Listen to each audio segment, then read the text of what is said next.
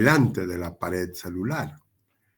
Bien ustedes con la letra C es cápsula y con la letra D es pared celular. Los flagelos o el flagelo, el citoplasma de la célula, las vacuolas de la célula o de la célula bacteriana. Y aquí vamos a hablar de una cosa interesante, el plásmido. Recuerden bien, el plásmido es una estructura intracelular muy importante para la reproducción celular, pero vamos a ver de qué tipo. El nucleoide y la membrana celular.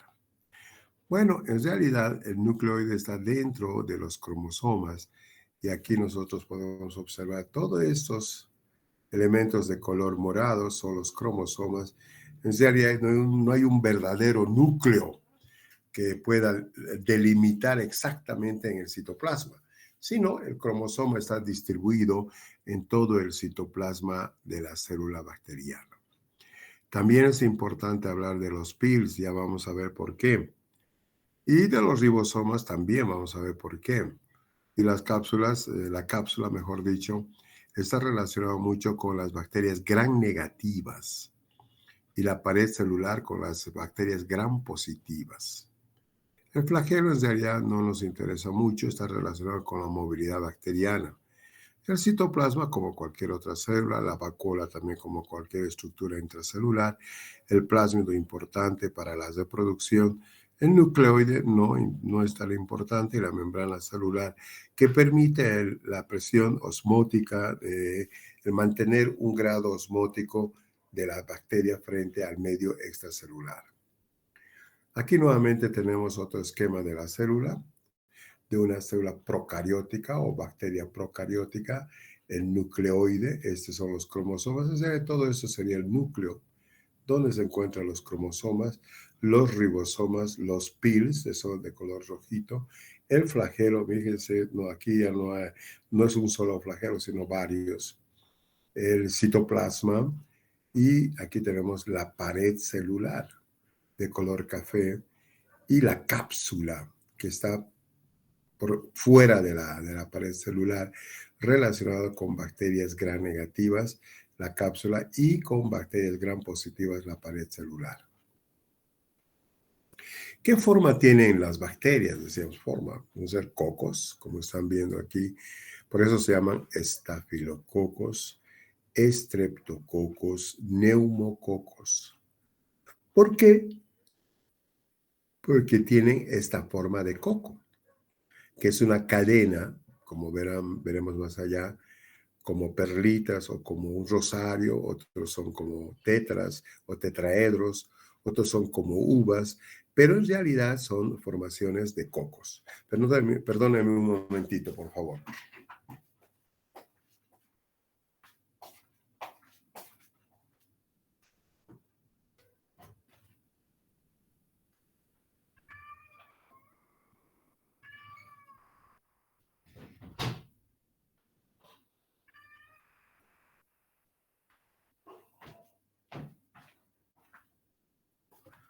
Entonces hablábamos de los que tienen una morfología o una forma de cocos. Los estreptococos, estafilococos, neumococos. Pero los cocos, ahí está, una cadena, por ejemplo, como rosario, es el estreptococo. Dos cocos es el diplococo. Y cuando se presenta en forma de racimo de uva, es el estafilococo. Dentro de estos tres, el neumococo también puede ser un diplococo, pero dentro de estas tres características, el más feroz, la bacteria más peligrosa es el estafilococo dorado, que es productor de betalactamasas.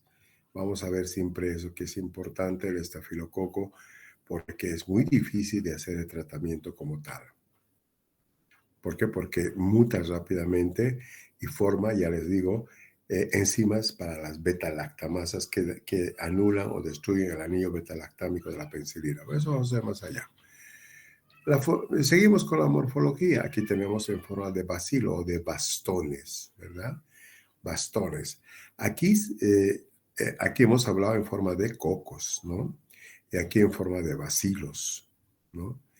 Y estas agrupaciones de bacterias pueden ser de 2 cocos juntos, de 4 a 20 en cadena, que serían estreptococos. La división a lo largo de 2 planos diferentes, las tétradas. La división a lo largo de los 3 planos regularmente y irregularmente, estafilococos. Y las sarcinas están relacionados esto con las bacterias que tienen la forma de cocos. Los apéndices superficiales, estos, visto aquí de color rojo, ¿no? Son los pils o pelos, también se llama. En algunos libros aparecen pelos, cabellos. Son cortos, finos y rígidos y tienen la capacidad de unirse con otra bacteria. Esa es la capacidad de los pils. Algunas bacterias poseen tanto flagelos como pils. Los flagelos sirven para movilizarse las bacterias, pero los pils sirven para unirse, para juntarse entre bacterias e intercambiar, fíjense lo que voy a decir, intercambiar el patrón o la información genética. Eso vamos a ver más allá también. Por eso dice aquí, cuando hablábamos de un intercambio genético, estamos hablando de un pils sexual. Participa en la conjugación, que es un proceso de unión de estas dos para la transferencia de genes a través de pils convencionales. Entonces, por eso tiene importancia los pils, porque es como unas soguitas que tratan de unir 2 bacterias, 2 células, y se unen e intercambian el código genético. Las bacterias gram negativas, enterobacterias, la Klebsiella, la Escherichia coli, estas son enterobacterias, todas estas, Klebsiella, Escherichia coli, la Shigella, la Salmonella typhimuriae y la Salmonella typhi. Estas son enterobacterias gram negativas que no solamente tienen una pared bacteriana, sino también tienen una cápsula. Entonces, ya aquí, por ejemplo, las penicilinas ya no tienen efecto. Las penicilinas tienen efecto exclusivamente en aquellas bacterias que tienen pared celular, que son los gram positivos. En este caso ya estos son gram negativos y ya no es posible utilizar la penicilina. Una de las más importantes de las bacterias gram negativas es la Pseudomonas. Vamos a ver más allá también las penicilinas anti-Pseudomonas, que es exclusivamente para estas infecciones causadas por Pseudomonas. Son muy patógenas. La Pseudomonas aeruginosa es la de mayor relevancia sanitaria. Cuando aparece la Pseudomonas, puede inclusive cesar hospitales porque es una emergencia hospitalaria, es un patógeno que se distribuye muy rápidamente en todo el hospital o en todo el centro hospitalario. Inclusive son resistentes al cloro y como tal, la Pseudomonas aeruginosa, la presencia de esta bacteria en un nosocomio, en una institución, es un indicador de eficiencia de la cloración. Quiere decir que no estamos utilizando bien los desinfectantes, perdón. Los desinfectantes, que serían en este caso, el cloro, para desinfectar los ambientes hospitalarios. ¿Cuáles tenemos los gram positivos? Entre los gram positivos tenemos un montonal de bacterias que vamos a mencionar aquí, como aerobios, anaerobios facultativos y anaerobios puros. Los estreptococos salivares, que es frecuente en la boca. El Streptococcus mutans, que es frecuente en la boca también, es el productor de las caries. Los demás estreptococos que menciona ahí, el Cricetus, el Zatus, no lo tenemos en nuestro medio. Entre los enterococos, el Faecales está en la boca. El Staphylococcus aureus es el más frecuente. El Epidermidis también, ¿ya? Esos dos, el aureus y el epidermidis, nosotros podemos encontrar frecuentemente en la boca, el Staphylococcus aureus y el epidermidis en la piel. Entre los anaerobios tenemos los peptostreptococos. Los peptostreptococos están en la boca, se encuentran en la boca. Y pueden ser el Peptostreptococo anaerobius, el micus, el prebotella es el más frecuente en la enfermedad periodontal. Y los peptococcus aparte, el peptococo níger no es frecuente en nuestro medio. El prebotella sí. Los cocos gram negativos, estos son los cocos gram positivos, estos son los gram negativos.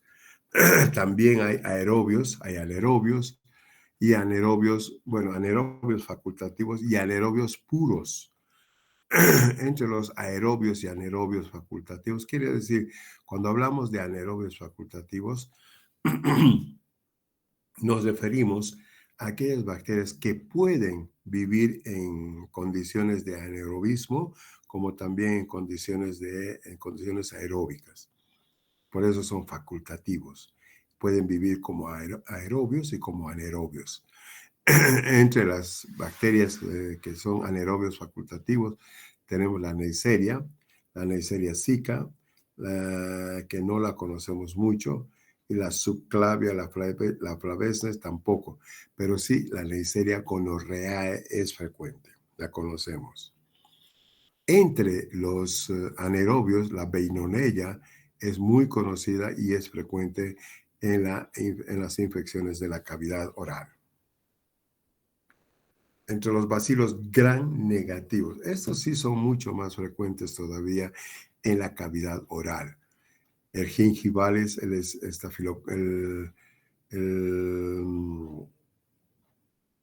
me acuerdo su nombre, el Corrodens, el Campylobacter, todos estos, los anaerobios facultativos, se encuentran en la cavidad oral.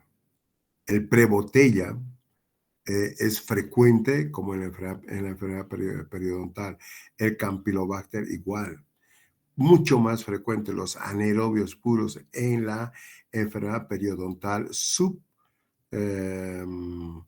subgingival o por debajo de la bolsa gingival, o mejor dicho, por debajo de las encías, subgingival, por eso digo, los anaerobios son los que dominan en las periodontitis subgingivales.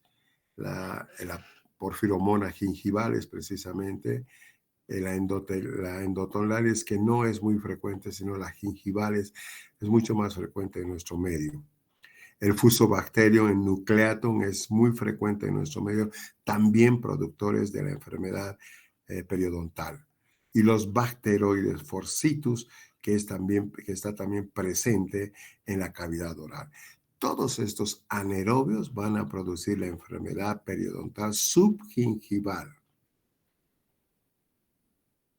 Entre los bacilos gram positivos, lactobacilos, también tenemos en la boca anaerobios y anaerobios facultativos. El Actinomyces también tenemos. El Bifidobacterium, creo que no. Y el Bacterium tampoco lo tenemos, pero sí el Lactobacillus tenemos en la boca como bacilos gram positivos. Ahora, esto sí es mucho más importante, esto. El Cocobacilo gram negativo, que son anaerobios facultativos, y entre ellos tenemos el Haemophilus parainfluenza que está en la boca. Pero el más importante es el Actinobacillus actinomycetencomitans. Este Actinobacillus actinomycetencomitans, AA, que está representado por una A mayúscula y una A minúscula, es el cocobacilo gram negativo más frecuente en la enfermedad periodontal subgingival, como anaerobio, gram negativo. ¿Qué son las bacterias? Son organismos unicelulares que se reproducen dividiéndose en dos nuevas bacterias cada media hora. Este es el gran problema de las infecciones en la sepsis. Las bacterias se van dividiendo en media hora, dos, otra media hora, otros dos, otros 4, 6, 8, 9, 8, 10, 12, 14 y así. Infinitamente se dividen cada media hora. Al dividirse dan lugar dos nuevas bacterias y siguen, este es el ciclo vital. Otra vez se vuelven a a separar o dividir para dar a dos nuevas bacterias.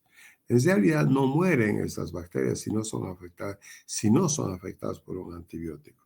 Solamente cuando un antibiótico les afecta, pueden morir por alguna situación estructural o acción farmacodinámica del antimicrobiano. Las bacterias también tienen resistencia, mecanismos de resistencia de los antimicrobianos, a los antimicrobianos. Las bacterias adquieren los mecanismos de resistencia a los antimicrobianos, en particular cuando utilizamos dosis inadecuadas, dosis bajas o dosis buenas, pero por pocos días. Entonces tenemos que utilizar mínimamente los antimicrobianos 10 a 14 días, mínimo 7 días, no menos de eso. Mejor si es 10 días cualquier antimicrobiano y a la dosis adecuada que vamos a ir aprendiendo. La resistencia a los antimicrobianos por parte de las bacterias se divide en 3 grupos: intrínseca, mutacional y extracromosómica o no mutacional.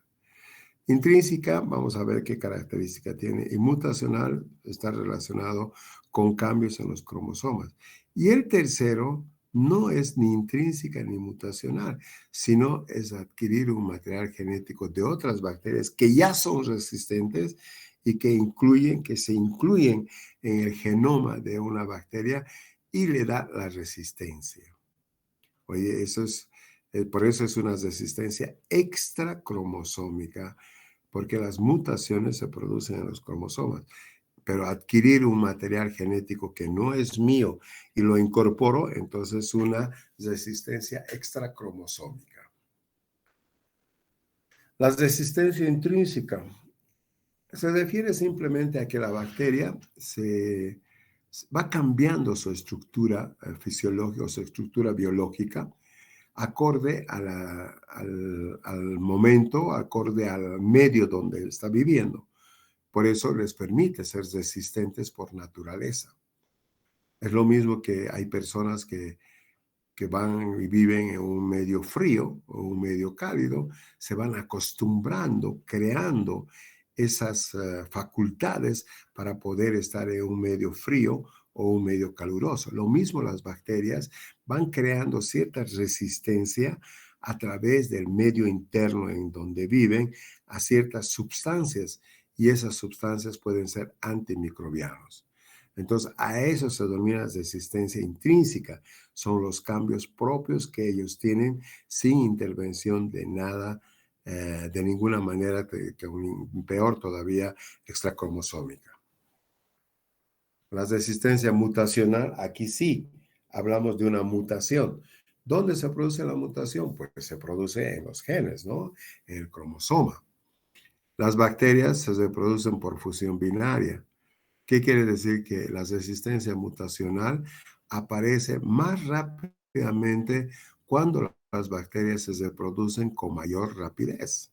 La Escherichia coli produce más de 1 millón de células en 20 generaciones en 7 horas. Imagínense, la infección de la Escherichia coli, que es una enterobacteria, te va a producir una diarrea sanguinolenta inclusive, en 7 horas, porque va a producir más de 1 millón de bacterias dividiéndose en 20 generaciones en 7 horas.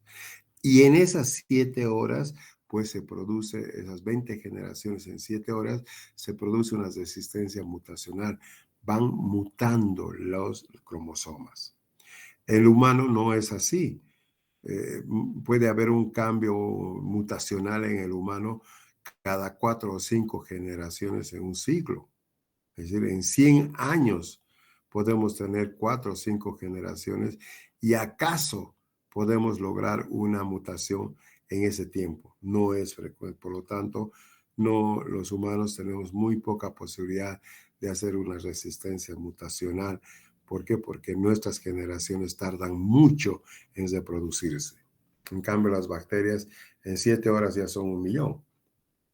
Ahí está, esto es el crecimiento binario de lo que les decía eso, ¿no? 20 generaciones en 7 horas.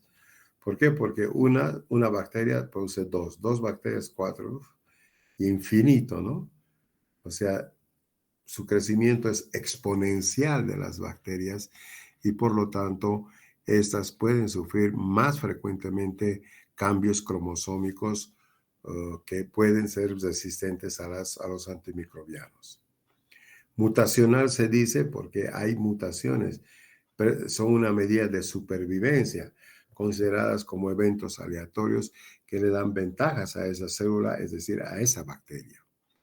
A mayor número de generaciones producidas, eso, ¿no? A mayor número de divisiones, mayor será la posibilidad de producir mutaciones. Es decir, más frecuentemente, más mutaciones, más frecuentemente se van a producir ¿qué? Resistencia bacteriana a los antimicrobianos. Pero también hay inclusive mutaciones inducidas, que quiere decir que cuando la bacteria entra en contacto con alguna sustancia química, puede producir o causar mutaciones inducidas, porque en 7 horas ya son millones, ¿verdad? Entonces es fácil para ellos mutar por factores externos, como ser los agentes químicos antimicrobianos, como ser el calor o la radiación. Entonces pueden ser resistentes a estas sustancias, bueno, a estos agentes físico-químicos que pueden afectar a la bacteria. Y aquí tenemos el tercer, la resistencia extracromosómica, extramutacional, podríamos decir. Es la adquisición de material genético de otra bacteria que codifica una resistencia antimicrobiana. Es decir, al introducir una parte de su genoma, que es un plásmido que está en el medio extracelular, y este plásmido ingresa a la célula y se une al cromosoma bacteriano inicial, puede darle resistencia ya inmediatamente por la presencia de este plásmido que vamos a ver ahorita. Estos genes transmitidos de una bacteria a otra, inclusive hasta de diferentes cepas, así como de otras especies e incluso de otros géneros, pues le va a dar resistencia a los antimicrobianos. A esto se llama pues resistencia extracromosómica, porque no es mi mismo cromosoma el que ha creado la resistencia, sino son otras sustancias denominadas plásmidos que se unen, que son ADN basura, que está en el espacio extracelular, y las células agarran eso y las bacterias las introducen hasta el núcleo para que ésta se junte a los cromosomas y le den la característica de resistencia. Y no solamente de resistencia, sino de otras situaciones más.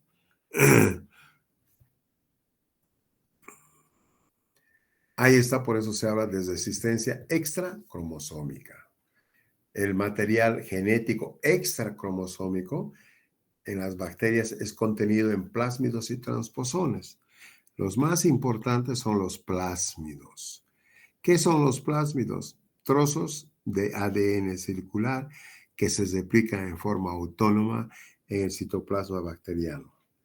Pero en el citoplasma bacteriano se replican, pero entran se insertan en el cromosoma bacteriano y le dan esa característica de ese cromosoma que es nada más trozos extracromosómicos de ADN circular. Entonces, esto, al decir ADN, significa que lleva la herencia, y en la herencia puede estar la resistencia. Los plásmidos son moléculas de ADN, fíjense, extracromosómico, circular o lineal. Generalmente son circulares, independientes del ADN cromosómico de la bacteria. Están presentes normalmente en bacterias, pero son independientes del cromosoma. Pero va a llegar un momento en que se van a juntar estos plásmidos, al cromosoma. El número de plásmidos puede variar dependiendo de su tipo en el citoplasma, desde una sola copia hasta cientos de copias por célula, o sea, por bacteria. Ahí está. Si nosotros vemos aquí, estos son los plásmidos. Tienen una morfología circular, ¿no? Y el verde, es el cromo de la bacteria. Entonces, plásmidos son azules, están en el citoplasma. Llega un momento en que este plásmido, aquí está un plásmido, la bacteria, la cromosoma de la bacteria, que se va a introducir al cromosoma. Ahorita vamos a ver eso. El plásmido tiene capacidad de insertarse en el cromosoma bacteriano. Esto quiere decir que gracias a los plásmidos, muchas bacterias tienen resistencia, adquieren resistencia antimicrobiana, porque rompe el cromosoma y se sitúa en medio. Y al situarse en medio el plásmido, que es un ADN basura, que quién sabe de qué bacteria era, de otra bacteria, automáticamente la maquinaria celular reproduce el plásmido otra vez. Y cuando ese plásmido se ha insertado en el cromosoma, se le da el nombre de episoma. Aquí ¿qué quiere decir? Que el plásmido se une al cromosoma, dando lugar al episoma, pero ya el episoma tiene otra característica genética, que no es la misma de la bacteria, sino es diferente. Y en este caso, cuando digo diferente, puede ser una resistencia bacteriana, resistencia a los antimicrobianos. Aquí está. Este color azul es el cromosoma normal y este verde es el plásmido y se ha unido al cromosoma formando el episoma. Incorporación del plásmido que toma el nombre de episoma al cromosoma bacteriano. Entonces, era azul, era antes, tenía ojos azules, la bacteria, por decir un ejemplo, por graficar un ejemplo. Pero ahora el plásmido se ha metido un color verde. Entonces, ¿qué quiere decir? Que sus ojos han cambiado de color azul a color verde. Y eso quiere decir que estas bacterias que no eran resistentes a los antimicrobianos, cuando se produce el episoma, la unión del ADN basura o del ADN del plásmido, se une al cromosoma de la bacteria viva, entonces le da resistencia y a esto se denomina pues un proceso de transformación. Vamos a ver más allá. Gracias a esto adquieren resistencia muchas bacterias que nunca han entrado en contacto con el medicamento, porque los autores o la gente que estudia en los laboratorios dicen que la resistencia bacteriana, decían que la resistencia bacteriana está dada por bacterias después de un primer contacto con la antimicrobiana, después del primer contacto. Pero en este caso, cuando hay un episoma, hay resistencia sin haber entrado en contacto primario con la bacteria del antimicrobiano. O sea, ya es resistente sin haberle dado ese antimicrobiano. Proveen flexibilidad a estos plásmidos, por eso les da mucha resistencia frente a los antimicrobianos, necesaria a la bacteria para enfrentar condiciones ambientales cambiantes, como es la aplicación de un antimicrobiano. La transferencia se realiza usualmente, la transferencia de estos plásmidos se realiza usualmente por transformación, por transducción y por conjugación. ¿Cómo es la transformación? Intercambio genético. Una bacteria es capaz de captar fragmentos de ADN, que serían estos los plásmidos, de otra bacteria que se encuentra disperso en el medio donde vive.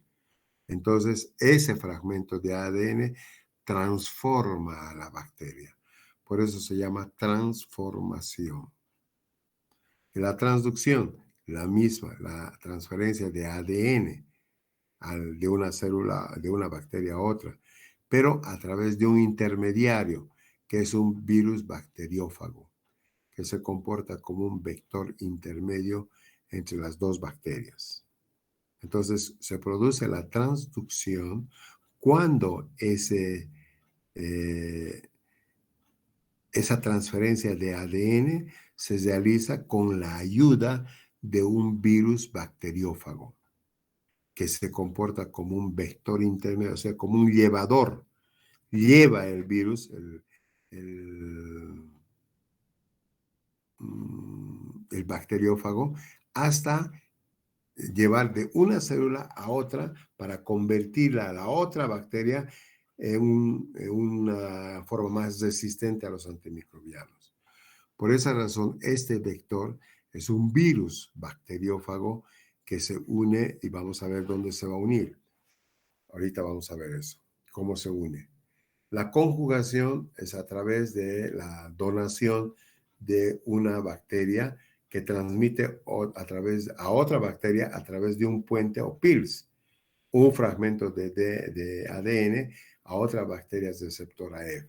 Entonces la bacteria F más posee un plásmido, y ese plásmido se transmite a través de la unión de los pils, que vamos a ver también ahorita. La transformación, proceso por el cual las bacterias adquieren segmentos libres de ADN del medio ambiente.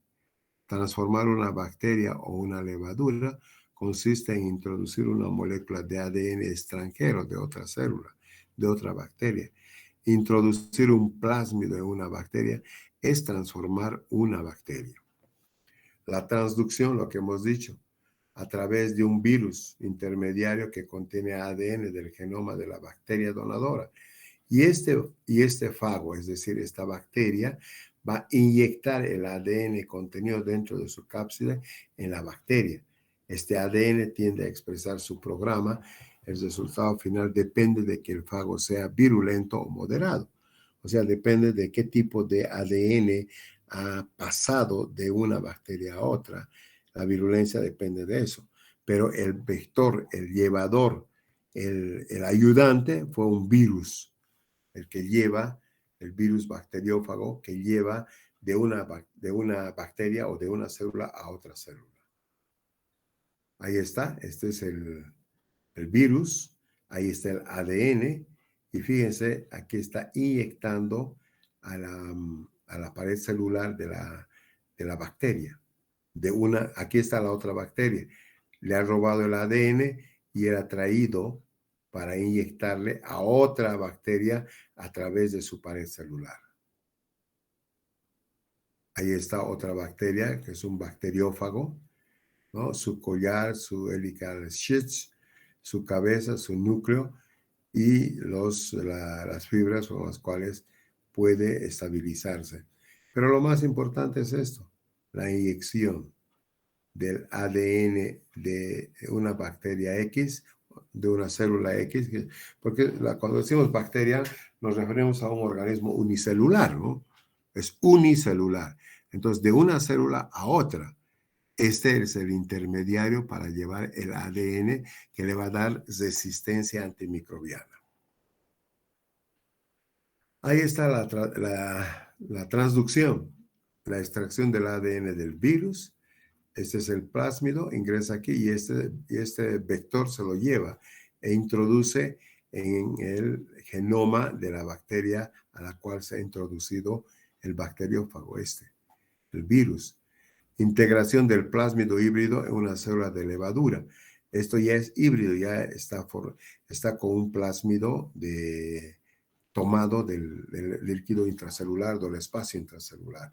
Y esta se puede integrar junto con el plásmido híbrido en una célula de levadura.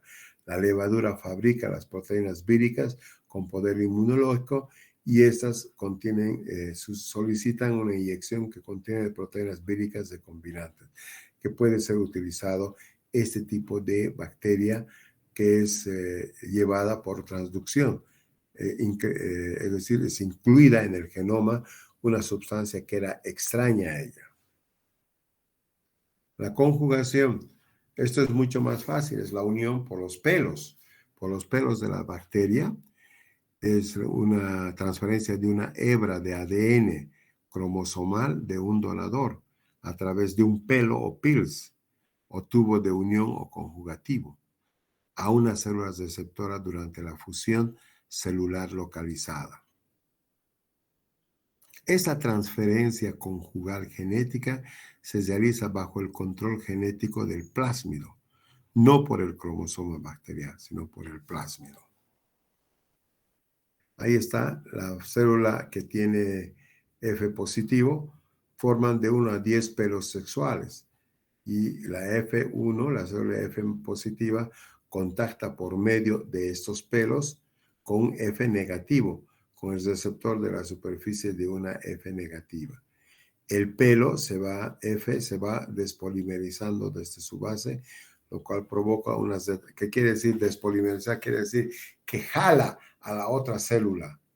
Al agarrarse con la otra célula, jala y la une célula con célula, es decir, la cual provoca retracción, está jalando. Y la célula negativa, F negativa, se va acercando a la célula F positiva. Cuando el pelo se termina de desintegrar, las células se ponen en contacto, pared con pared. Se forma un puente conjugativo que pone en contacto los citoplasmas de ambas células. Qué interesante eso, ¿verdad? Se unen entre pared y pared celular y intercambian el código genético. La proteína producida localizada en ambas membranas citoplasmática externa parece que facilita el transporte del ADN a la célula receptora. Bueno, eso no me interesa. Lo que me interesa es que la célula receptora y la célula que recibe el ADN de resistencia antimicrobiana de una célula F positiva a una F negativa es a través del proceso de conjugación, y este proceso de conjugación es a través de los pelos o pils. Ahí está, miren, son los pelos, y estos dos se van a juntar, y al juntarse van a hacer intercambio genético. Aquí está la célula ABC mayúscula con ABC minúscula. Estos a través de los pelos o pils se unen y se intercambian el plásmido. Por lo tanto, una vez que intercambian el plásmido, es decir, el ADN, se convierte esta célula en A mayúscula, A minúscula, B mayúscula y C minúscula. Lo que antes era A mayúscula, B mayúscula y C mayúscula. Intercambian y esta célula, o sea, esta bacteria receptora con gen B mayúscula en lugar de B minúscula, puede tener ya una resistencia antimicrobiana. Este es el mecanismo de conjugación, unido por los pelos. Este pelo se va retrayendo cada vez más. Este puede ser la bacteria de resistencia al antimicrobiano, y este puede ser la F negativa. Esta es la F positiva y la F negativa. Entonces los dos se juntan para intercambiar los códigos genéticos. Activación del antibiótico. La inactivación del antibiótico es un mecanismo por el cual muchas bacterias muestran resistencia. Entre esos hay una gran variedad de antimicrobianos. Los diferentes mecanismos conocidos de inactivación, una de las más importantes es por las beta-lactamasas. El más frecuente es la inactivación por hidrólisis. Cuando digo beta-lactamasas, me estoy refiriendo a una enzima que es la beta-lactamasa. Recuerden eso, la beta-lactamasa.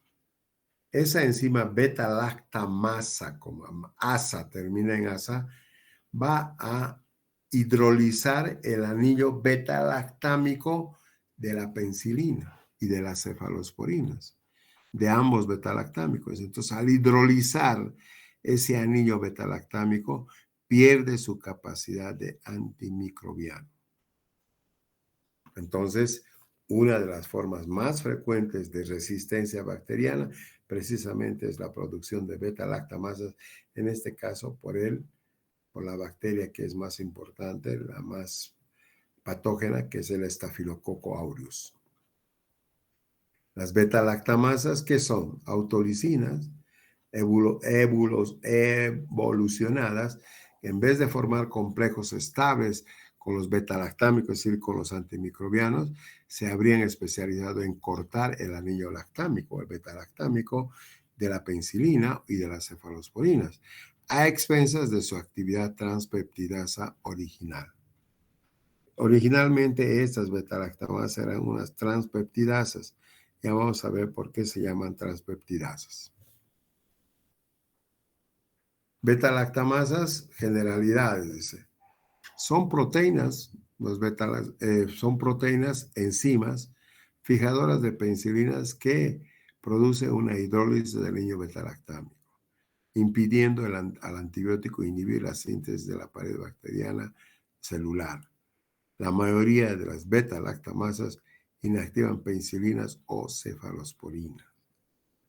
Las bacterias gram negativas secretan sus beta-lactamasas de forma que los agentes antimicrobianos beta-lactámicos son inactivados extracelularmente en el medio que las rodea. Bueno, aquí quiere decir que hay beta-lactamasas para gram positivos y para gram negativos. Entonces, cada uno de ellos tiene sus características y que pueden ser inactivados unos dentro del citoplasma y otros extracelularmente fuera de la célula, fuera de la bacteria. Las beta-lactamasas de las bacterias gram negativas, fíjense, porque hay para gram positivas, también les he dicho, permanecen dentro de la célula. En cambio, las beta-lactamasas para las de los gram positivos no permanecen dentro de la célula. Esperan al antimicrobiano en el espacio extracelular. ¿Ya?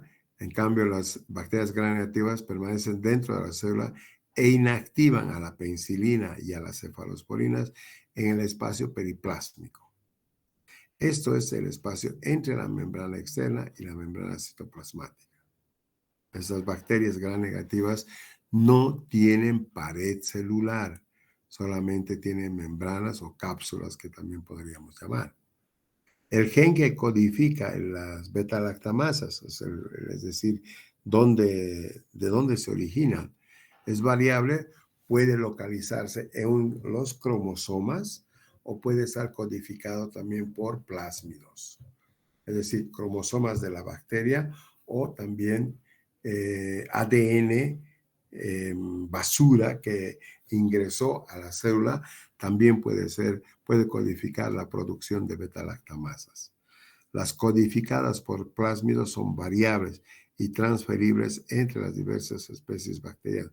O sea, estos que son producidos por los plásmidos, las beta-lactamasas producidas por los plásmidos, van a producir también, van a ir a atacar a otras células y van a producir también su transferencia le van a pasar su patogenicidad entre diversas especies bacterianas.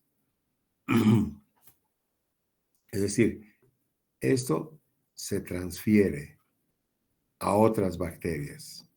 Ya ha aumentado la resistencia en una determinada bacteria, pero ese mismo plásmido puede ser transferido a otra bacteria para crear resistencia con la producción de beta-lactamasas. Modos y mecanismo. ¿Qué dice acá? El gen de beta-lactamasa que media a las resistencias del Staphylococcus aureus a la penicilina está típicamente ubicada en un plásmido.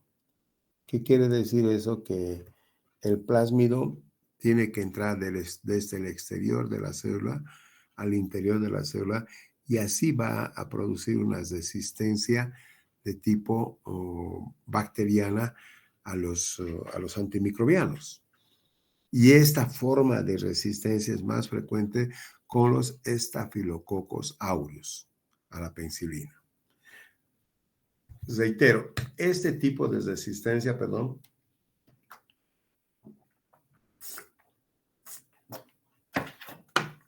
más frecuentemente se obtiene por los plásmidos. El Staphylococcus aureus así lo obtiene.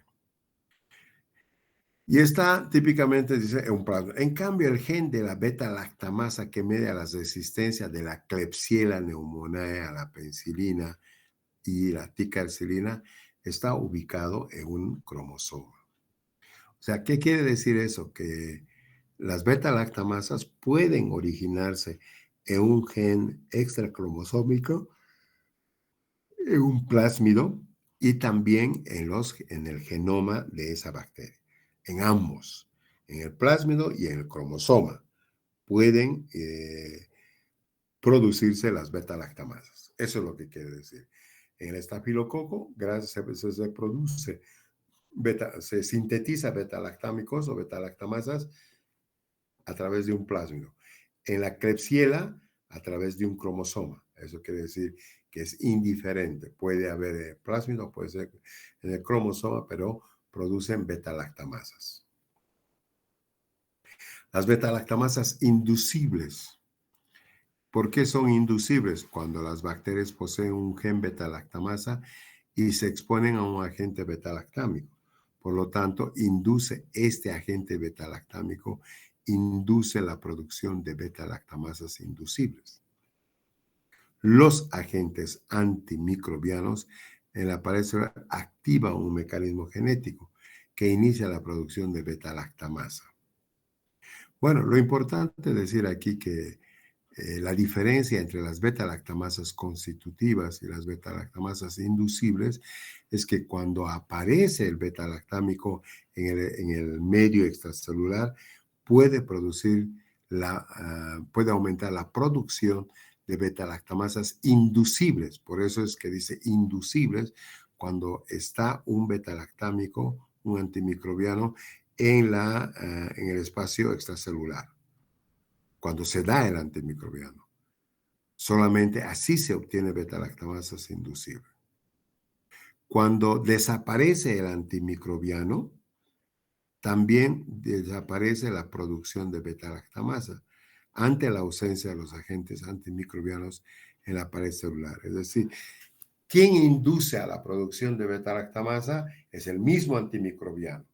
Una vez que nosotros eliminamos el antimicrobiano, esos también, las beta-lactamasas inducibles, van a desaparecer. Eso es lo que quiere decir. Esa es la inducible. También tenemos la constitutiva, las beta-lactamasas constitutivas. Son aquellas que la bacteria produce en forma continua. Aunque no tenga presencia del antimicrobiano, estas bacterias producen en forma continua las beta-lactamasas. Un ejemplo de esto es la enzima cromosómica SHB1 de la Klebsiella pneumoniae, que interviene en la resistencia a la ampicilina y la ticarcilina. ¿Qué quiere decir? Que la Klebsiella pneumoniae normalmente produce la beta-lactamasa, que es constitutiva. Y esa beta-lactamasa constitutiva es resistente a la ampicilina y a la ticarcilina. Eso es lo que quiere decir. Ahí está una gráfica de una enzima beta-lactamasa, es así, el sitio activo de la beta-lactamasa, donde se une a un antimicrobiano y va a destruir su núcleo beta-lactámico. Este es el sitio activo de las beta-lactamasas, asas, por eso dice que son enzimas. Esta es una célula, pero con un gen portador que está dado por los plásmidos. Un gen que codifica las proteínas de la bomba expulsora. Este gen va a sintetizar la bomba expulsora. ¿Por qué? Cuando entra el antimicrobiano no hace ningún efecto y es eliminada por la bomba expulsora. Otra vez lo saca para afuera. Cuando entra el antibiótico, el antimicrobiano, el gen que codifica las proteínas de la bomba expulsora, lo mismo aquí, entra el antimicrobiano y nuevamente es eliminado por la bomba expulsora hacia afuera de la célula del citoplasma de la bacteria. El plásmido portador de genes de antibióticos de resistencia. Una forma de resistencia es la bomba expulsora. Por eso es que entra el antimicrobiano, no tiene efecto, por lo tanto, el antimicrobiano que entra al citoplasma de la célula, no tiene efecto. ¿Por qué? Porque va a ser resistente a ese antimicrobiano a través de la bomba expulsora o el gen que codifica las proteínas de la bomba expulsora. Entonces entra el antimicrobiano al citoplasma, pero no tiene su efecto como tal, sino más antes la célula lo va a eliminar con una bomba expulsora. La metabolización hepática. Ayer hemos hablado un poco con los del grupo A1, A2 sobre la metabolización hepática. La metabolización hepática, la más importante es por conjugación. Ayer hemos dicho eso. Y la conjugación con esto, con el ácido glucurónico. ¿Y para qué sirve la conjugación? Para eliminar al fármaco, para eliminar a la sustancia química y destruir su acción farmacodinámica. También la conjugación puede hacerse con el glutatión, excelente, un antioxidante poderoso el glutatión. También puede hacer la conjugación con sulfas, que sería la sulfación, y con el ácido glucurónico, que es la glucuronización, y también con la glicina, que puede ser, esta mañana me estaba hablando de que ha habido un efecto importante de los antibióticos a nivel hepático por efecto de la conjugación con el glutatión, que es un antioxidante. Es interesante esto, que cuando hay un efecto antioxidante de los medicamentos, se conjuga más fácilmente con el glutatión, que es un antioxidante primario. Pero dentro de este concepto de conjugación, el más importante es este. Y aquí estamos en la glucuronización, realizada por la enzima glucuroniltransferasa. Para que se produzca la glucuronización, necesitamos una enzima que es la glucuroniltransferasa. Y el resultado de esa reacción química es un glucuronoide mucho más hidro. Ayer hemos hablado, no es liposoluble, porque la glucuronización convierte una sustancia muy liposoluble en hidrosoluble, de que la sustancia original. De esta forma se eliminan moléculas como medicamentos, andrógenos, estrógenos, mineralocorticoides, glucocorticoides. La mayoría se realiza en el hígado, la glucuronización.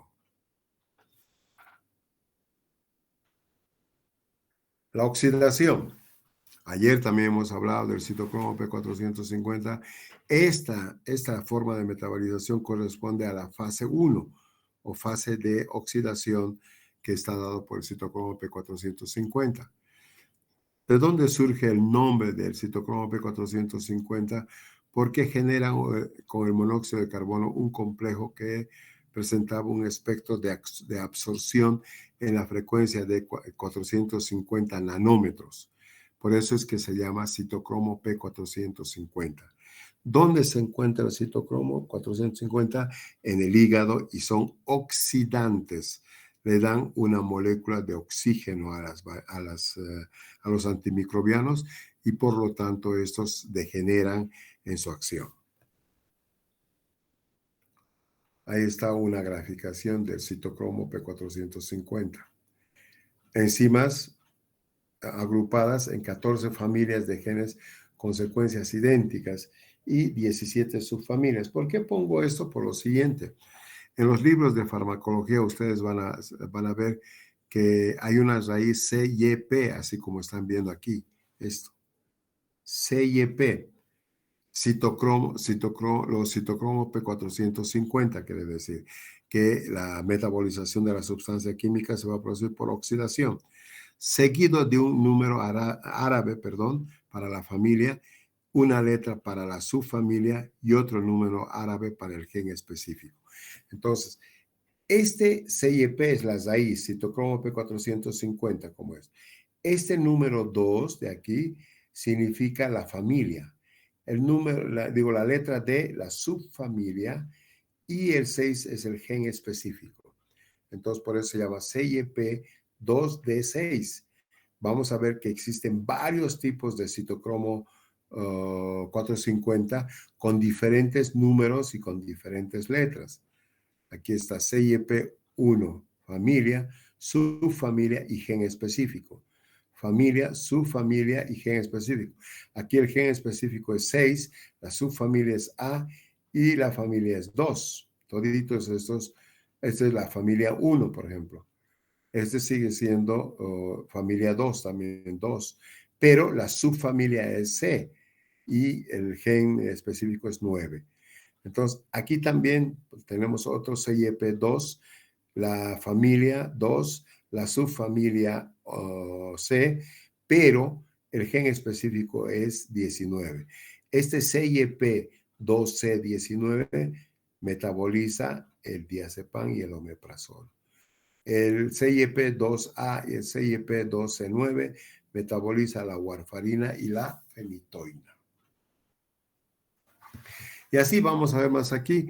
El CYP2D6, o sea, familia, subfamilia y gen específico, 2D6, va a metabolizar las sustancias que tienen efecto cardiovascular, antiarrítmicos, beta bloqueantes, antianginosos, antihipertensivos, en el sistema nervioso central, neurolépticos, antidepresivos y otros también los opioides van a ser inutilizados o metabolizados por el CYP2D6.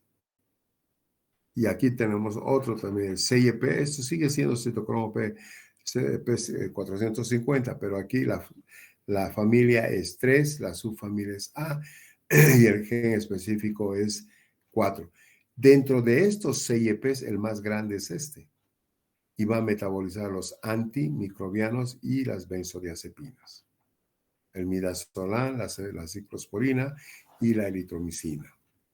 Este más o menos grande es el CYP2D6, relativamente más grande para antiarrítmicos, bloqueantes, antianginosos, antihipertensivos, etc. Ahora vamos a ver penicilinas. ¿Alguna pregunta hasta aquí, jóvenes? Hemos hablado nomás todavía de las células, la resistencia de las bacterias, la metabolización del antimicrobiano, de la sustancia como tal. Eso es lo único que hemos hablado hasta ahora. ¿Hay alguna pregunta? Bien, entonces ahora vamos a entrar a las penicilinas. Ya, penicilinas. Miren, esta es una bacteria, ¿no? El RNA mensajero, la síntesis de proteína gracias al RNA mensajero, la formación de las proteínas, la síntesis de folato, el DNA que tiene RNA, los cromosomas que tienen DNA, RNA mensajero, y todo esto para el funcionamiento y la replicación de las bacterias. Pero hay antimicrobianos que son inhibidores de la síntesis de folato, como es el trimethoprim, que está junto con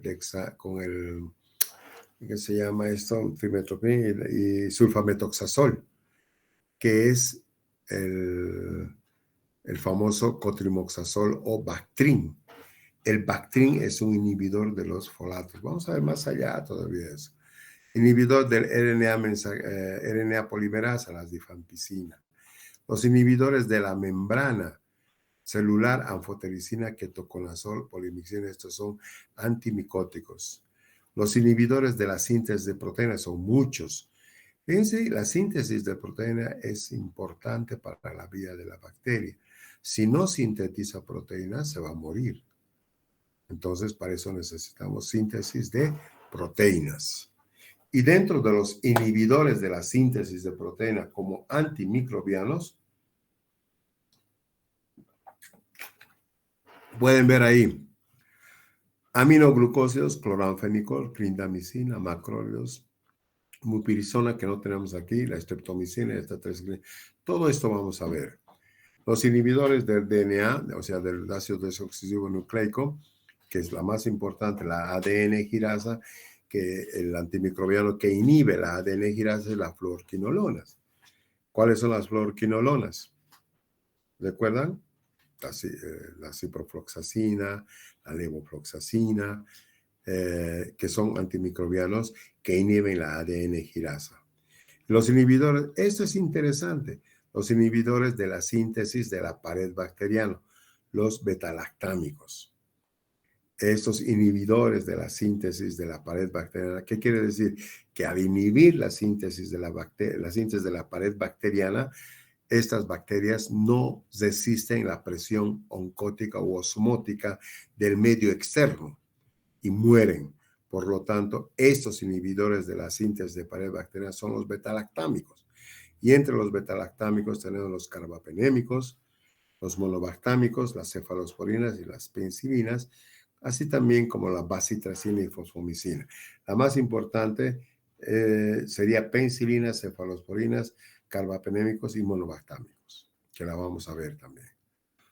Este cuadrito he incluido recientemente, no está en el libro. Decía que los antiguos egipcios, fíjense, trataban a algunos pacientes dándoles de comer pan con moho y nadie entendía por qué. Hasta el año 1928, 5,000 años después, llegó la ciencia moderna y el científico Alexander Fleming descubría que la penicilina tiene un gran efecto como antibiótico para las bacterias, ¿no? Antimicrobiano. ¿Cuál es la relación del pan con el tema? Es decir, ¿por qué el moho? Cuando el pan se pudre, se crea un hongo llamado el penicillium, del cual se deriva la penicilina, el antibiótico más famoso usado hasta ahora para tratar algunos tipos de bacterias. Estas bacterias seguramente fueron conocidos ya por los egipcios hace 5,000 años. Entonces, claro, como no tenían una industria, no tenían un microscopio, etcétera, no podíamos hablar de una farmacoquímica o farmacoestructura de la molécula de penicilina. Entonces, ellos sí sabían de que el moho del pan curaba infecciones. Claro, no vamos a decir que eran gran positivos de la pared bacteriana, etcétera, etcétera. Seguramente algunos sobrevivieron y otros no, pero sí ya se utilizaba el pan con moho para poder tratar las enfermedades infecciosas bacterianas. Eso nada más, esto es muy interesante esto. Entonces, ¿por qué utilizaban el pan con moho los sacerdotes egipcios para tratar enfermedades?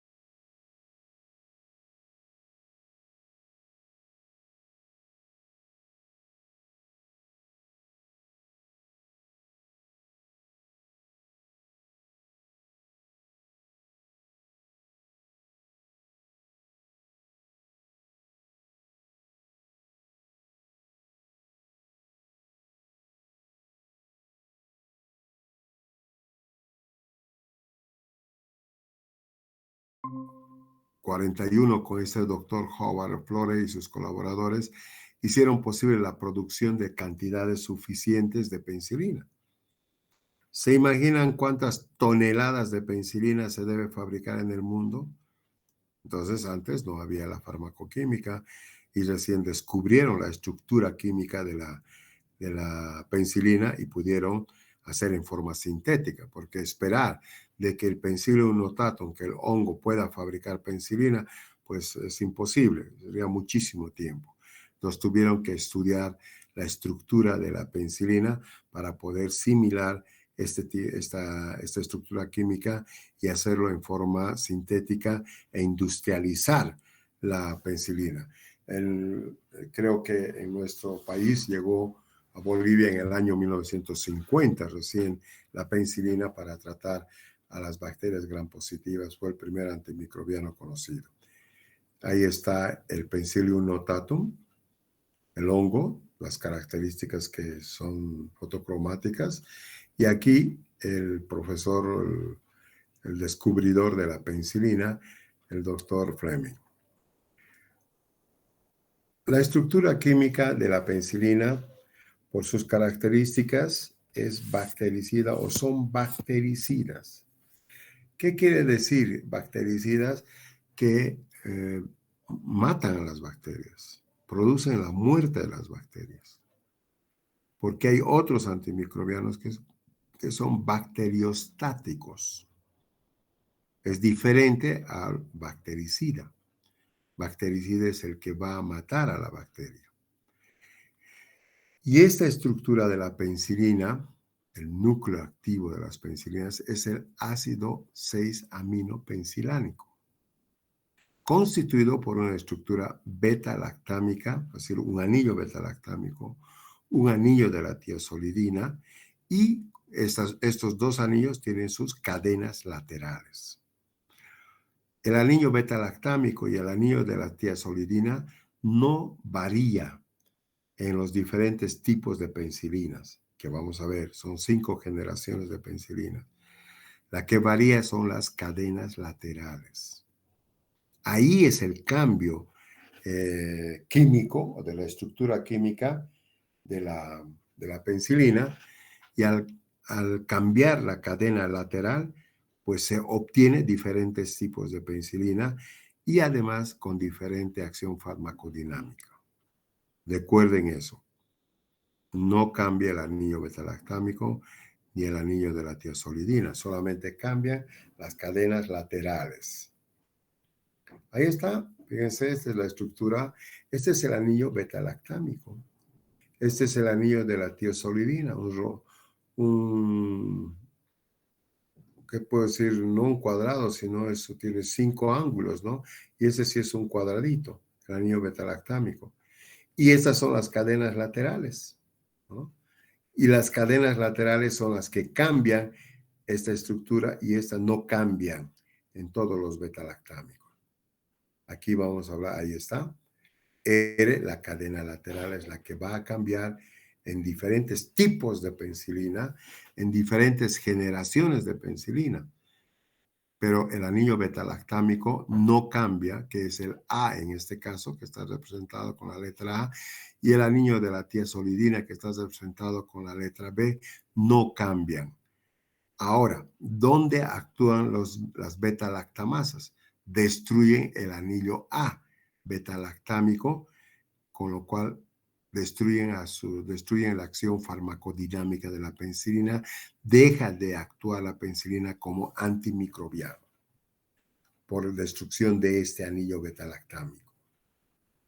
Ahí está nuevamente el anillo beta-lactámico, el anillo de la tiazolidina, la cadena lateral. Y el lugar de la acción de la penicillinasa, dice, ¿no? Lugar de acción de la penicillinasa o beta-lactamasa aquí. Algunos autores y algunos libros llaman a las beta-lactamasas como penicillinasas. Entonces, el lugar de acción de la beta-lactamasa está sobre el anillo beta-lactámico. Y el lugar de acción de las amidasas en el anillo de la tiazolidina. Pero eso no vamos a ver, sino la que vamos a ver más frecuentemente es el anillo beta-lactámico, que es destruida por hidrólisis por las beta-lactamasas.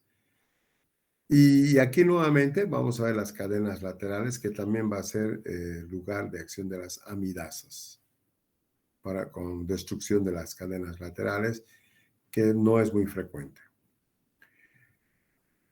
¿Cuál es el mecanismo de acción o la acción farmacodinámica de la penicilina? La inhibición de la síntesis de la pared celular de la bacteria. Fíjense eso. El mecanismo de acción de la penicilina es inhibir la síntesis de la pared celular de la bacteria. Y además, pero lo primero es eso, inhibir la síntesis, o sea, la construcción de la pared bacteriana, ¿no? Y la activación del sistema autolítico, los lisosomas. ¿Qué son los lisosomas? Los lisosomas son órganos citoplasmáticos. Dentro, dentro de dentro de estos lisosomas se encuentran las enzimas. Y estas lisosomas no liberan estas enzimas porque hay una sustancia, una enzima inhibidora de los lisosomas que evita que se liberen las enzimas. Pero esta enzima inhibidora de los lisosomas es afectada por las penicilinas y en consecuencia, ¿qué sucede?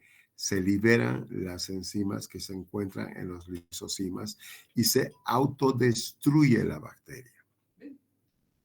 Este mecanismo crea una pared celular defectuosa, por lo tanto, al inhibir la síntesis de la pared bacteriana, que no protege a la bacteria y fácilmente se produce lisis celular del microorganismo por la alta presión osmótica en su interior.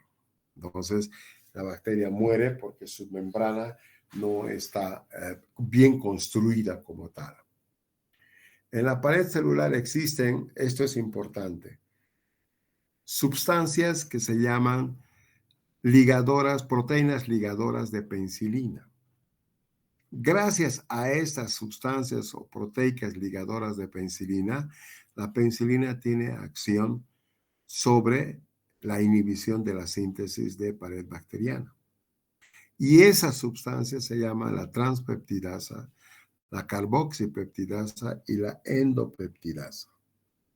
Entonces, estas tres proteínas, o estos tres tipos de proteínas, se unen a las penicilinas, en particular a la transpeptidasa, para evitar la transpeptidación. Al unirse con la transpeptidasa, no se produce la transpeptidación. Más allá les voy a explicar qué es la transpeptidación. Precisamente la transpeptidación es la que va a dar la rigidez a la pared bacteriana de la célula o de la bacteria. Como las bacterias difieren en el tipo y concentración de sus proteínas ligadoras, ¿ya? Determina es decir, la selectividad de diferentes bacterias a los antibióticos. En este caso, las carboxipeptidasas se van a unir con otro tipo de antimicrobianos. Las endopeptidasas se van a unir con otro tipo de antimicrobianos. La transpeptidasa se va a unir con las penicilinas y de esa manera limitan o dificultan o impiden la transpeptidación. Pero es interesante esto, las proteínas ligadoras de penicilina se van a ligar de acuerdo a la selectividad de diferentes bacterias y antibióticos. Aquí está la transpeptidación, el beta-lactámico. Esto, cuando se unen los peptidoglicanos, que son estos, se unen por transpeptidación y van a dar lugar a la formación de la pared bacteriana. Esto. El peptidoglicano se une por transpeptidación. La transpeptidación es esta línea color rosado, podemos decir, un poco violeta, ¿no? Esto entonces se juntan los peptidoglicanos, pero cuando nosotros damos la penicilina no se une. Y se unen los peptidoglicanos por la transpeptidación. Pero aquí se inhibe la transpeptidación y por lo tanto no se forma la unión entre los peptidoglicanos y se debilita la pared. Punto de crecimiento de la pared celular. Obviamente esto debería juntarse con este tipo de unión de peptidoglicano. Y al no unirse, pues se debilita la pared bacteriana y la bacteria muere como consecuencia de esa debilidad de la pared. Ahí está la pared bacteriana, pared celular, membrana citoplasmática. Pero aquí ya es diferente en las bacterias gram negativas. Estos son los gram positivos, hay pared celular. En los gram negativos no hay pared celular, sino una membrana externa, un espacio periplásmico y la membrana citoplasmática. Pero, por lo tanto, esta membrana externa ya no tiene esto, ya no tiene eso. Por lo tanto, ¿dónde se va a ligar la penicilina? No se va a poder ligar, porque estas son proteínas ligadoras de penicilina. La transpeptidasa, carboxipeptidasa, son proteínas ligadoras de penicilina. Y estos están en la pared celular, pero de los gram positivos. En el gram negativo, este es el gram positivo, peptidoglicano, aquí ya no hay la pared celular y no hay esas proteínas fijadoras de penicilina. Por lo tanto, un gram negativo no responde a la acción antimicrobiana de la penicilina. Aquí también tenemos un gram negativo, ¿ya? Con una membrana externa, y aquí un gram positivo con la pared celular, que está afectado que está formado por los peptidoglicanos, y los peptidoglicanos por transpeptidación producen una membrana rígida. Pero al inhibirse la transpeptidación que hace la penicilina, esta pared se hace muy débil. Y aquí ya entramos en la clasificación de las penicilinas, de acuerdo a las cadenas laterales. Tenemos las penicilinas de primera generación o penicilinas naturales. Penicilinas dentro de nuestras penicilinas naturales o de primera generación, que son las benzilpenicilinas. Son ácidos sensibles para uso parenteral, de acción rápida, de acción lenta. Y los ácidos desistentes, que ya no se utiliza ya la fenoximetilpenicilina. ¿Por qué? Porque lo que habíamos dicho anteriormente, el día de ayer hablábamos con los chicos del grupo A sobre ¿qué se llama esto? Sobre el proceso de carga eléctrica que se llama la ionización. La fenoximetilpenicilina se ioniza tanto que muy pobremente hace una buena biodisponibilidad. Entonces ya no se utiliza por eso decía ácidos desistente para la ionización. Las penicilinas, en su mayoría las de primera generación, no se utilizan por vía oral porque son ácidos sensibles por la ionización. Entonces, estos no voy a utilizar por vía oral. Además, no hay. ¿Ya? La presentación física no existe por vía oral. Las de acción rápida, ¿me están entendiendo esto o no? A ver, vamos a preguntar. No, doctor. Pero, ¿de qué grupo eres tú? B, doctor. Ya, es que ese es el problema. No están estudiando. A ver, alguien que me conteste del grupo A. A ver, grupo A. ¿Quién es del grupo A? Pero hablen pues del grupo A. Ayer hemos hablado. Doctor, por la alcalinidad que tiene, doctor, la penicilina. ¿Ya? No, diles nomás qué es la ionización. Que ayer Eh, hemos hablado. sí, cuanto más se ioniza un El medicamento, medicamento ajá, es menos menos absorción tiene. absorbible, sí. Pero eso es lo que hemos repetido ayer 1000 veces. La ionización disminuye o limita o anula la absorción del medicamento a nivel del estómago, donde el pH es muy bajo. Un pH de 1, 2 más o menos, y la penicilina tiene 3.5 de pKa. Por lo tanto, se ioniza y muy poca cantidad va a tener la fracción no ionizada, es decir, va a quedar la fracción no ionizada y esa fracción no ionizada es la que se va a absorber, ¿no? Alison Daniela Cole, que ya ha escapado. Ese es el gran problema. No, Alejandra doctor. Tosico Monta. ¿Y por qué dice aquí, ha abandonado la reunión Oliver Antonio también? ¿Por qué dice? Oye, tienen que participar, tienen que leer. Les aseguro que se van a aplazar, no muchos. Lean ya, chicos. Mañana me toca la práctica con el grupo B1, B2 sobre farmacodinámica. Pero los que han leído farmacocinética también deben leer farmacodinámica. Y los que han leído farmacodinámica también deben leer farmacocinética. Ayer hemos hablado ampliamente sobre farmacocinética. Nos hemos cansado, ¿no? Y hemos repetido 10,000 veces por qué la ionización no tiene capacidad, no, cuando un producto se ioniza no puede ser absorbido. Hemos hablado, es porque tiene carga eléctrica, puede ser negativo o positivo, y es rechazada por la membrana celular que va cambiando que va cambiando de polaridad. Puede ser positivo o negativo, positivo o negativo, positivo o negativo, acorde al momento de despolarización y repolarización. Ay, chicos, ¿qué haremos? Bueno, entonces decimos, los ácidos sensibles que son estos, y olvídense esto, no tenemos por vía oral porque se ionizan. No sirven, por lo tanto, no sirven. Entonces, tenemos solamente las penicilinas de acción rápida que se utilizan estos por vía, algunos por vía endovenosa y otras por vía intramuscular exclusivamente. Quiero que anoten en sus libros, por eso síganme con sus libros.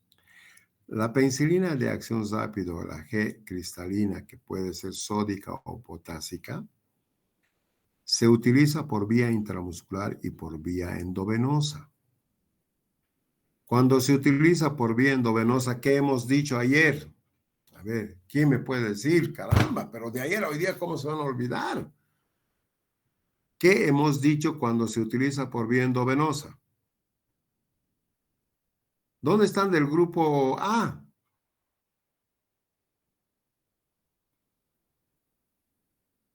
A ver, Abigail Arancibia.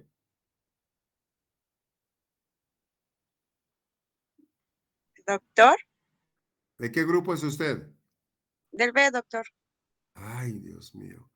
Zubi Herbas. Buenas noches, doctor del B también. Diego Ventura. Diego Ventura. Ya lo ha dejado ahí su aparato. No, doctor, estoy. ¿En qué A grupo? ver. Doctor, A2. ¿Qué dijimos de la vía endovenosa ayer? ¿Estuviste en la reunión o no? Sí, doctor. ¿Qué dijimos de la vía endovenosa? El efecto es instantáneo y se va a usar el 100% del fármaco. Eso, que la biodisponibilidad es 100%.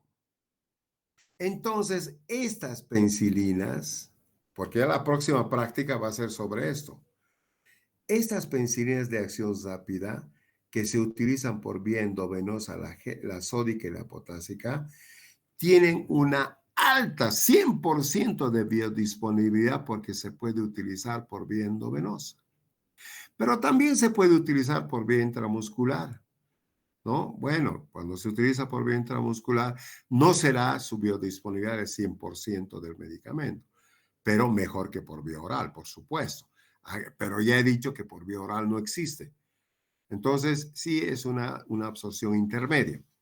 Los de acción lenta, que son la penicilina G procáinica, la penicilina G clemisol, la penicilina G benzatínica, anoten por favor, estas son penicilinas de acción retardada o lenta que solamente se puede utilizar por vía intramuscular, nunca endovenoso. ¿Estás entendiendo hoy, Ventura?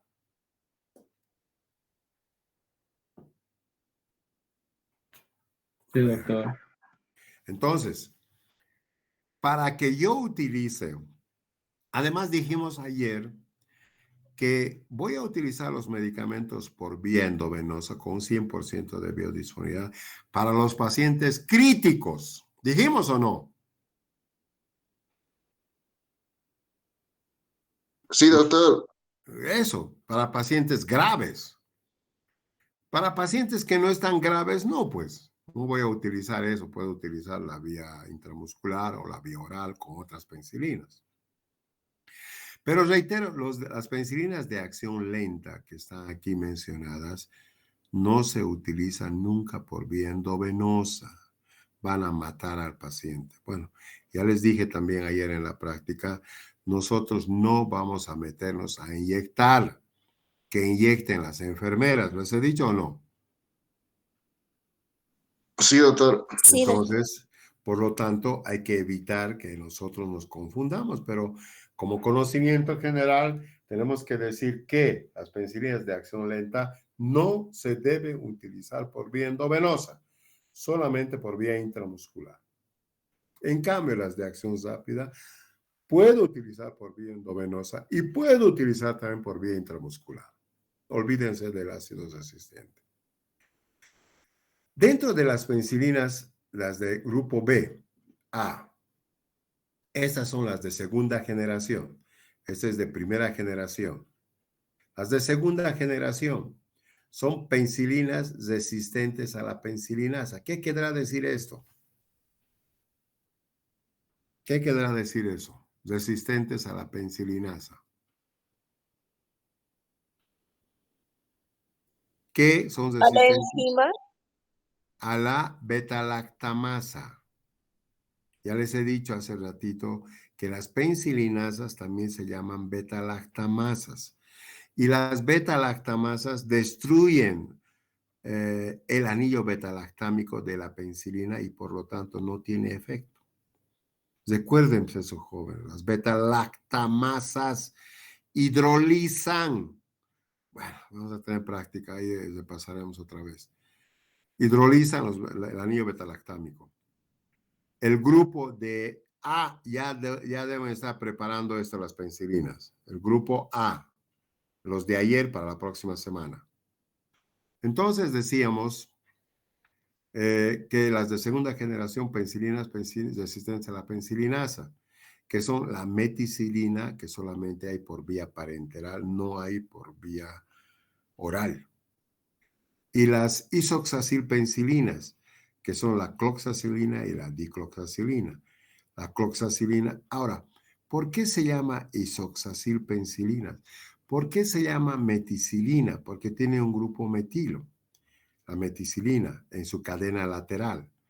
Aquí, en la cadena lateral de eso, son la benzilpenicilina. ¿Ya? En cambio, en esta tenemos el grupo isoxazil en la cadena lateral y por eso nos dan las penicilinas que es denominadas isoxazilpenicilinas, que son la cloxacilina y la dicloxacilina. Estas penicilinas nos dicen que son de segunda generación y que pueden actuar sobre bacterias que producen beta-lactamasas. Hasta donde, por ejemplo, ¿qué bacteria es la que más frecuentemente produce beta-lactamasa? Son los estafilococos. Para el día lunes van a hacer la práctica del grupo A1, A2 penicilinas, lo que estamos hablando ahora y voy a terminar el sábado. Y ya voy a ver qué hacemos con el grupo B, aunque el grupo B mañana tiene exposición de la farmacodinámica. Se dividen en dos partes. Ya hemos dicho ayer que en un lado de los pupitres están los del grupo A1 y en el otro es el A2. A ver, cuéntales cómo hemos hecho eso, Ventura. ¿Cómo, doctor? ¿Cómo hemos hecho ayer la práctica? Uno exponía y luego al resto preguntábamos igual. O cualquiera Pero de las. ¿cómo hemos dividido los grupos? El grupo A1, A1, A2. A1 en un lado y el A2 al otro lado. Y hemos dividido el tema en dos partes para que los representantes, algunos, de acuerdo a necesidad, en forma voluntaria, han pasado a exponer. Los del grupo A1 y los del grupo A2. Los que no han funcionado muy bien son los A2. Los A1 han funcionado mejor. ¿O no es así, Ventura? Sí. Entonces, aquí hay como una cierta competencia, una motivación entre los dos grupos. Mañana igual haremos, los dos grupos se van a separar entre un grupo B1 y B2. Y cualquiera del B1 va a pasar a exponer que si hay un voluntario pasa, y si no, yo voy a nominar quién va a pasar. Igual del grupo B2 vamos a dividir también las características de la farmacodinámica. Entonces es así como ayer hemos hecho la práctica. Para mañana ya saben farmacodinámica los del grupo B. Entonces decíamos eso, que cuando cambia la cadena lateral por grupo metilo, vamos a obtener la meticilina. Y cuando cambiamos con un grupo isoxazil, que son pues estructuras químicas, vamos a obtener la isoxazilpenicilinas, que son la dicloxacilina, la cloxacilina, que la cloxacilina tiene por vía parenteral y vía oral. En cambio, la dicloxacilina solamente por vía oral. No hay por vía parenteral. Las penicilinas de tercera generación. También aquí han cambiado en la cadena lateral el grupo amino. Y al cambiar el grupo amino tenemos las aminopenicilinas. Y estas aminopenicilinas son dos, las más importantes.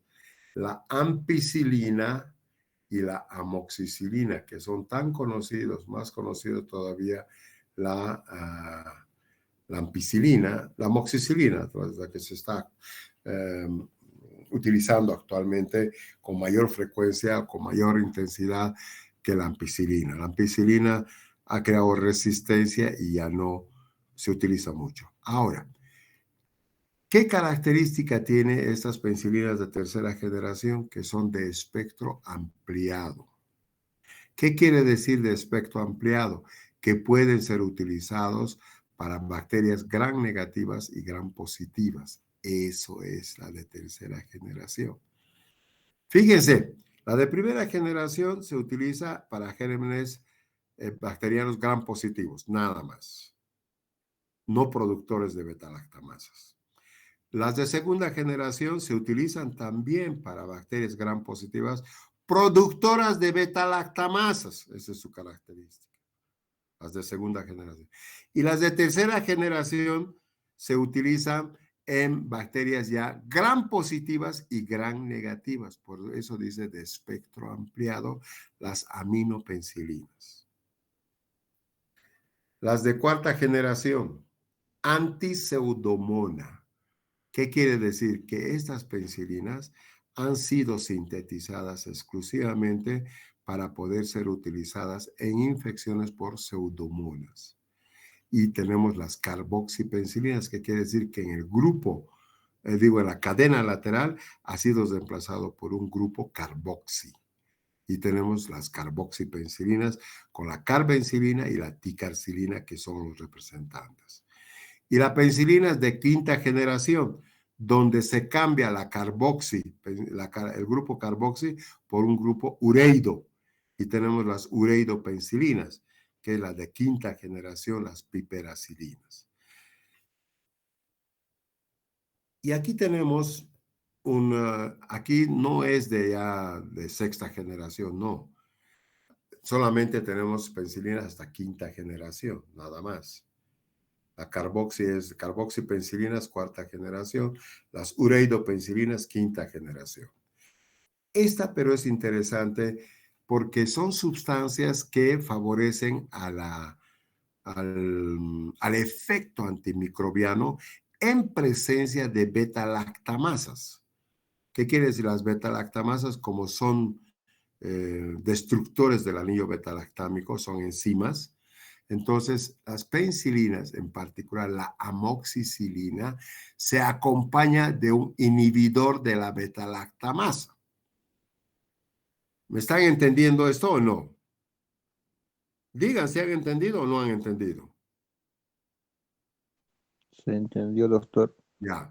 Entonces, para evitar que una bacteria productora de beta-lactamasa me destruya el anillo beta-lactámico de una penicilina, yo debo utilizar un inhibidor de esa enzima beta-lactamasa. Entonces, Aquí el ejemplo más claro es la amoxicilina con el ácido clavulámico. El ácido clavulámico es el inhibidor, es el enemigo de la beta-lactamasa.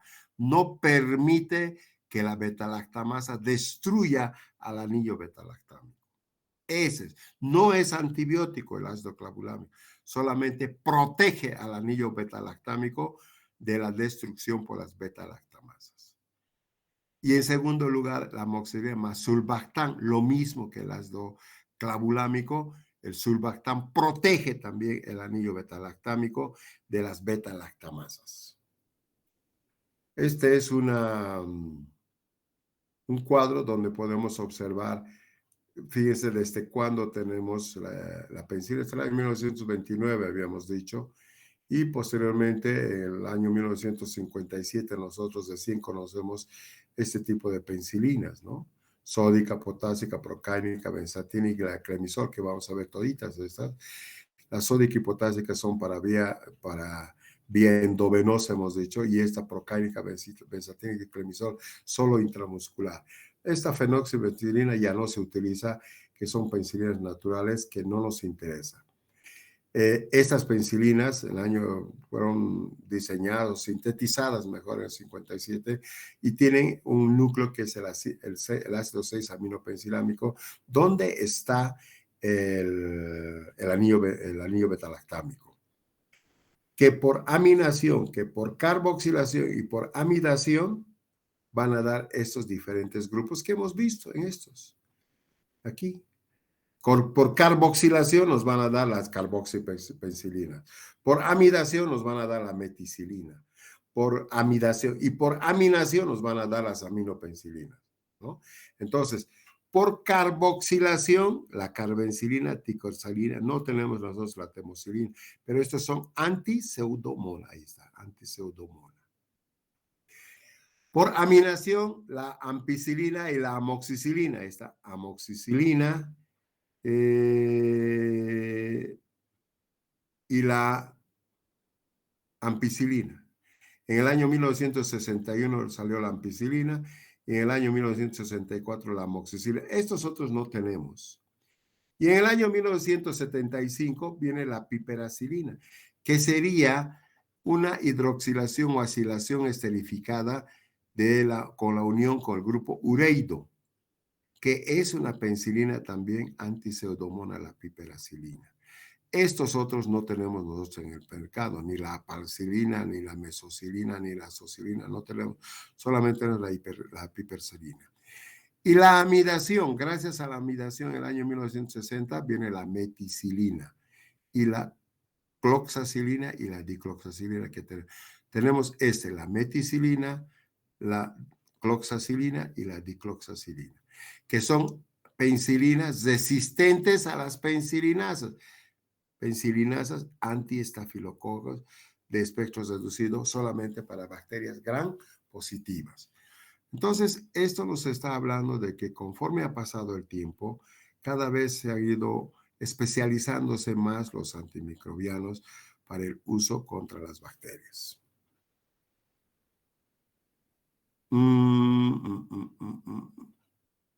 Vamos a quedar aquí, muchachos. Bueno, ¿o quieren seguir adelante? Quedaremos acá. ¿Alguna pregunta, Michelle, Daniela?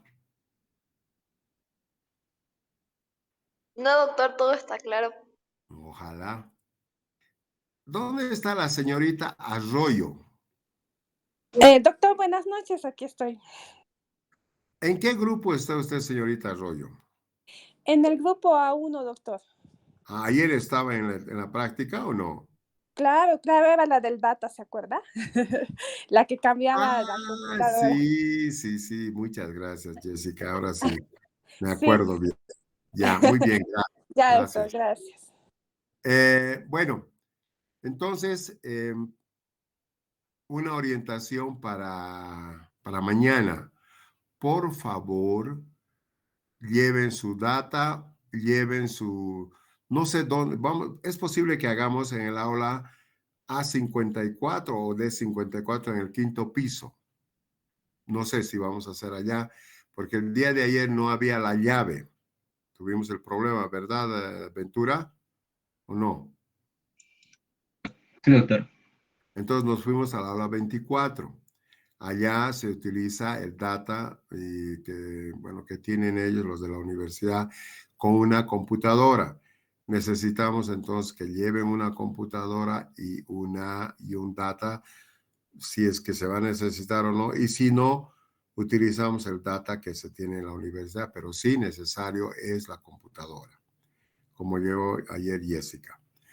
Entonces, para la práctica, necesito que lleven eso, muchachos, y su computadora en presentación PDF yo creo que puede dar sin ningún problema.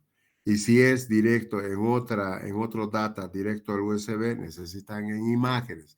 Ahora, no quieren presentar en ninguno de esos, pueden hacer en papelógrafos también, no hay problema. Bueno, ¿han entendido alguna pregunta de Cristian Guzmán, tú que eres del grupo B? No, doctor, todo claro. Está todo claro, muy bien.